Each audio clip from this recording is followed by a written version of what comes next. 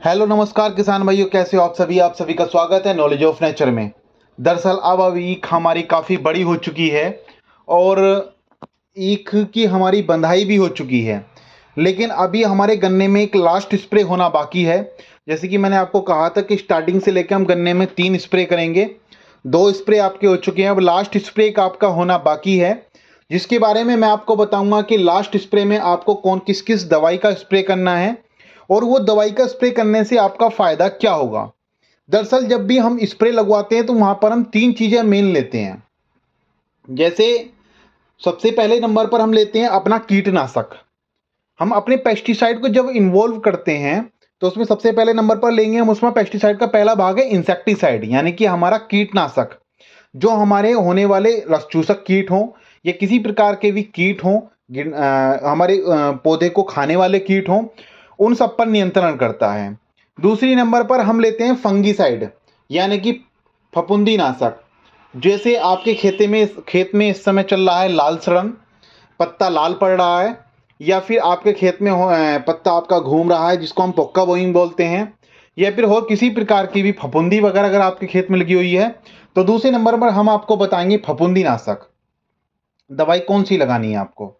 तीसरे नंबर पर मैं लेता हूं माइक्रोन्यूट्रेंट। अब हम माइक्रोन्यूट्रेंट के रूप में आज इफ्को ने जो हमारा अभी बहुत अच्छा सुधार किया है, नैनो यूरिया, उसके बारे में थोड़ा सा आपको बताएंगे और इसका क्या काम होगा हम ये आपको बताएंगे। दरअसल अब सबसे पहले हम आपको कहेंगे, मैंने ये आपके सामने 5 दवाइयाँ रख रखी हैं, जिनमें से आपको 3 दवाइयाँ इस्तेमाल करनी है, 3 से 4 दवाइयाँ, वो मैं आपको बताऊंगा इसमें क्या क्या काम होगा।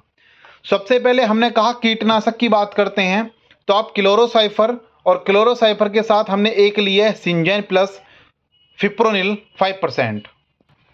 तो इन दोनों के आपके क्या क्या काम होंगे। जब हम क्लोरोसाइफर की बात करते हैं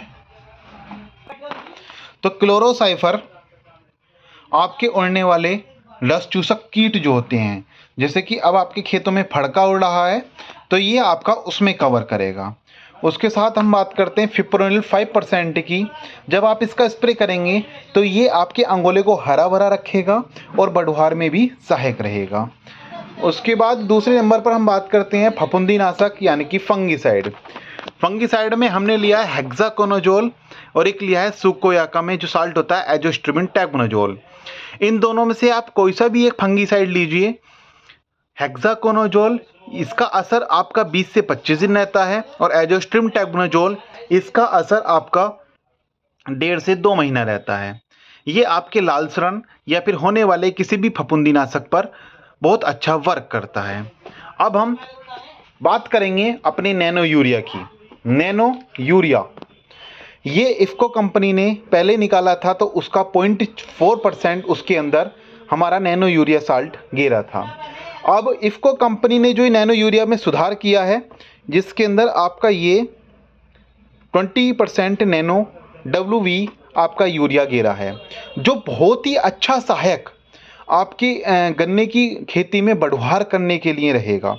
अंगोले को भी ये हरा भरा रखेगा और आपकी खेती में बहुत अच्छे से बढ़वार करेगा। तो आप सभी इसका इस्तेमाल कीजिए और आप ये लास्ट स्प्रे अपने खेत में मारें। करने के बाद आपके गन्ने में बहुत ही अच्छा सुधार, बढ़वार, गन्ने में मोटाई होना, अंगोला हमारा हरा भरा रहना, ये चीज़ें आपकी खेती में रहेंगी। तो आप अपने लास्ट स्प्रे में हमने बात करी अपना यूजो के साथ नैनो और साथ में हेक्सा, अगर आप इन तीनों को एक साथ लेते हैं तो आपका कोई ज़्यादा कॉस्ट नहीं रहेगी। ये मानो 440 प्लस 220 और प्लस 170 समथिंग 4 2 6 और एक साथ समथिंग 800 रुपये प्रति एकड़ आपकी इसकी डोज रहेगी, और जो बहुत ही अच्छे से आपके खेत में रिजल्ट दिखाएगी। आप इनका स्प्रे कीजिए। स्प्रे करने के बाद आपके खेत में कीटनाशक नहीं रहेगा, आपके खेत में ये वृद्धि करेगा, आपके खेत में फफूंदी नहीं रहेगी। धन्यवाद।